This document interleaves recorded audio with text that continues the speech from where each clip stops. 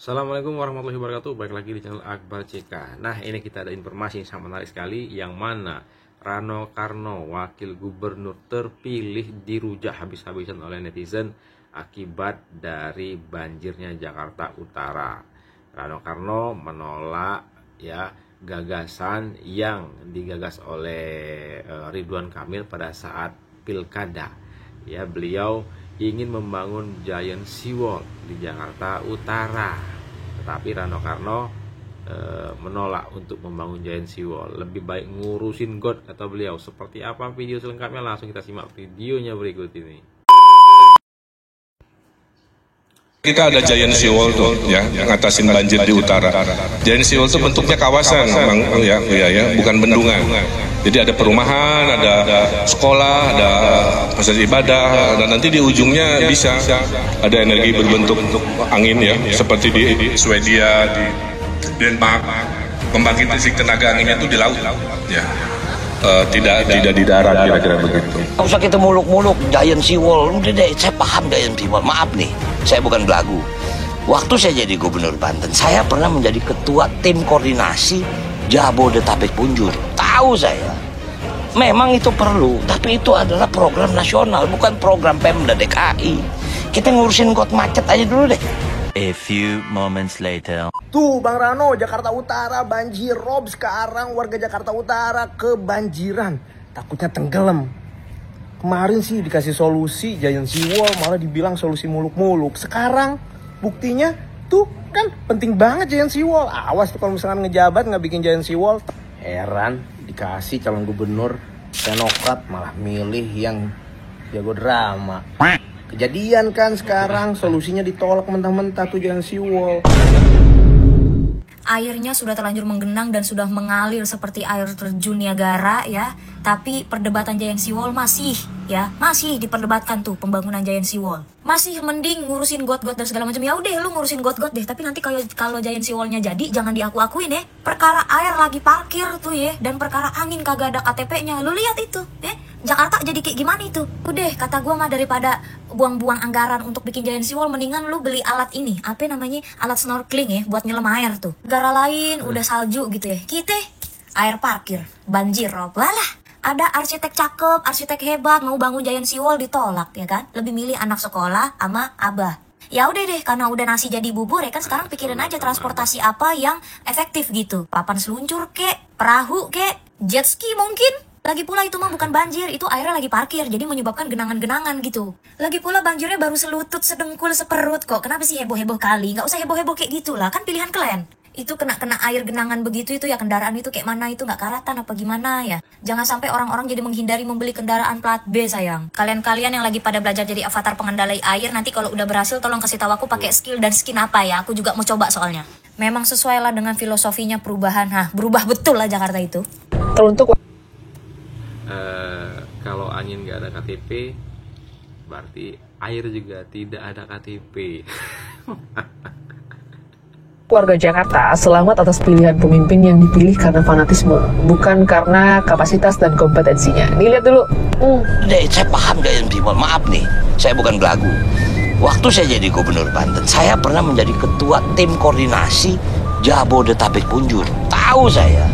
Sombong amat. Memang itu perlu, tapi itu adalah program nasional, bukan program Pemda DKI. Wait a minute.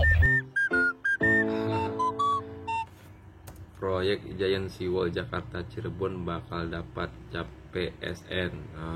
Nih, proyek giant seawall baru tanggal.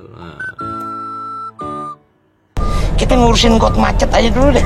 Warga Jakarta dikasih pilihan pemimpin yang punya kapasitas, kompetensi, punya latar belakang di dalam tata ruang kota. Karena selain itu juga beliau adalah seorang arsitek yang udah pasti kerjanya udah ada ujinya kan.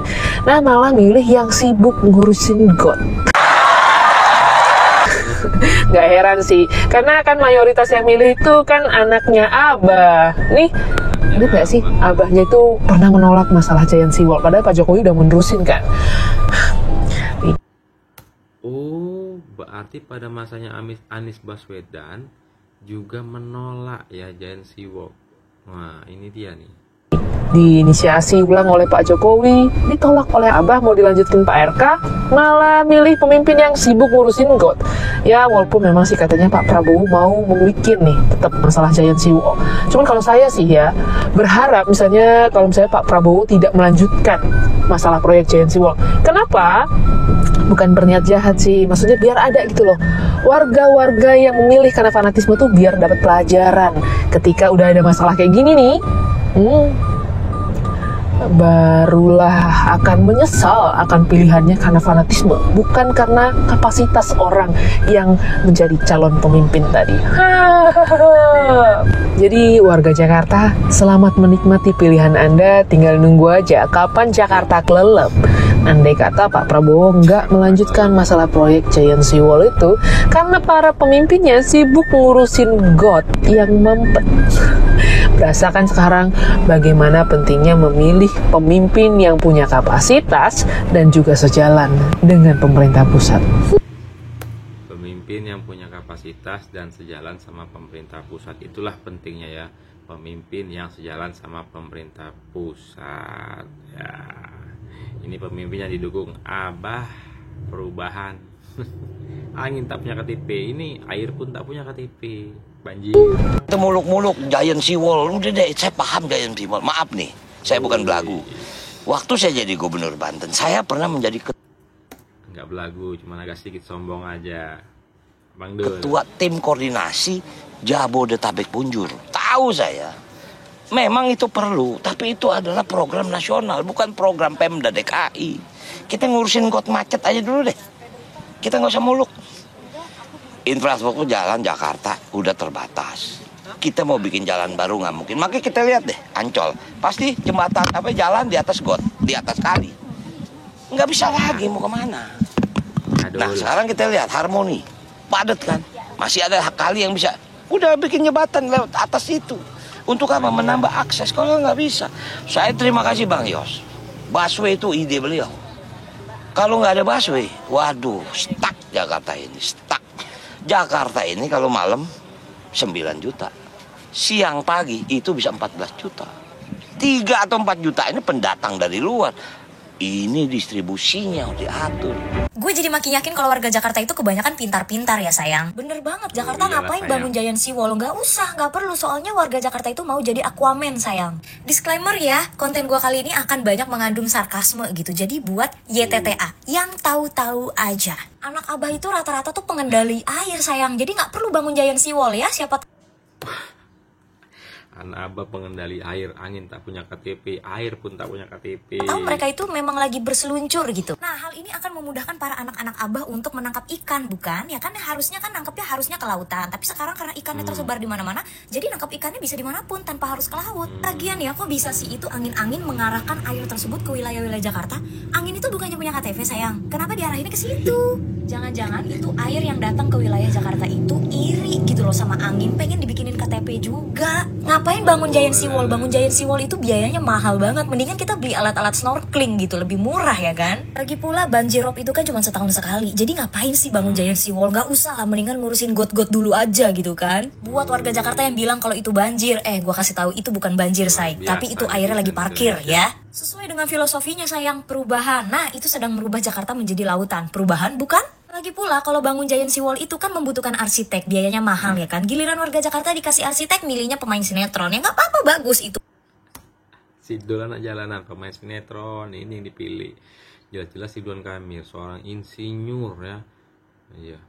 Malah warga Jakarta milihnya Sidul, anak pemain sinetron. Itu adalah tanda-tanda orang cerdas. Baru banjirnya selutut, sepinggang, seperut. Masa gitu aja ngeluh sih? Jangan ngeluh lah kalau banjirnya udah di atas kepala kalian. Nah, baru. Lagi pula ini banjir kan gara-gara musim hujan, guys. Ya wajar dong jadinya banjir. Banjirnya juga masih banjir air, ya kan? Bukannya sombong atau gimana-gimana ya. Mendingan kita itu ngurusin got-got aja daripada Giant Sea Wall, ya kan? Got-got itu supaya mempercepat penenggelaman. Nah, itulah pemirsa. Nah, itu dia komen para netizen yang sangat luar biasa. Komentar-komentar netizen cerdas Indonesia ya. Jelas-jelas Pak Ridwan Kamil itu seorang insinyur. Ya, tapi warga Jakarta lebih memilih Pramono Rano, yang mana Rano Karno ini pemain sinetron. Ya, mungkin inilah jadinya. Angin tak punya KTP, air pun tak punya KTP. Silahkan ketik komentar kalian terkait video ini seperti apa. Sebelum saya akhiri, jangan lupa like, komen, dan subscribe-nya. Saya akhiri. Assalamualaikum warahmatullahi wabarakatuh. Salam sehat selalu.